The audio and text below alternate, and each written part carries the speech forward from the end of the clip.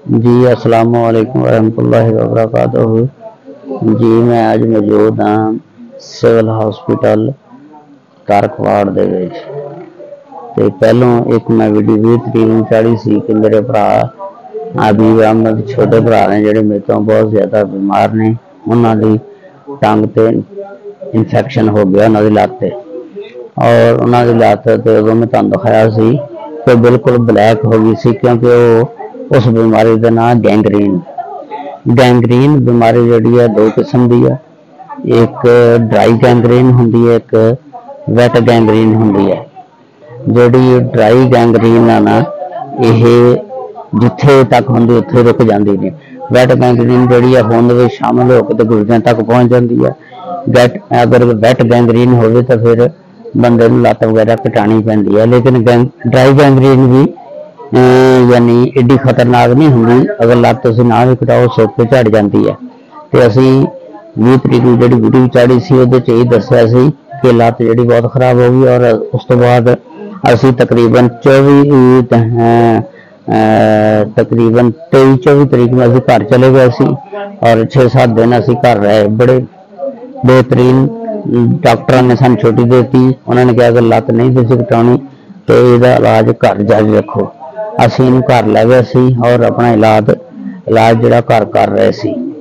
ते कल 1 जनवरी 2024 नूं इन्हां नूं एक दफा फिर कोई प्रॉब्लम हुई। असी फौरन हस्पताल लै गए। जिस वेले असी हस्पताल लैके गए तो उत्थे पहुंचे तो उन्होंने दस्सिया कि इसदा ब्लड प्रैशर बिल्कुल लो हो गया और शुगर जी है बहुत ज़्यादा लो हो गई है, जिसकी वजह ना इन ये मसला बनया।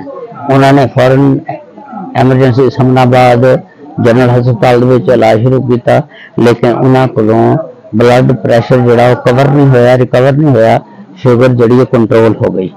उस तो बाद उन्होंने फौरी रैफर करता सिविल हस्पताल फैसलाबाद।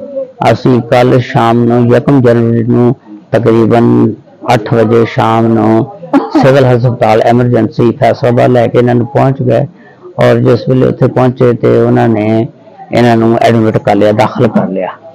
उन्होंने फौरन इसका इलाज शुरू करता और उत्थे 4-5 घंटे रखा, लेकिन उत्थे रिकवर नहीं हुए। फिर उन्होंने सानू रात को तकरीबन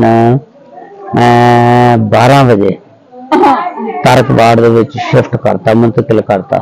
असी तारकवाड़ दे विच अपने मरीज नूं लैके शिफ्ट हो गए तो उत्थे इसका इलाज जारी है। इन्हों ऑक्सीजन भी लगी हुई है और बोतल वगैरह भी लगियां हुई।